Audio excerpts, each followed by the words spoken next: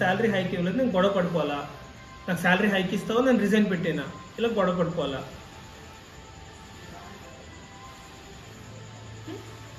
గొడవ పడితే దేవుడికి అగెయిన్స్ట్ ప్రే చేయడం ఇంపార్టెంట్. ఎందుకు?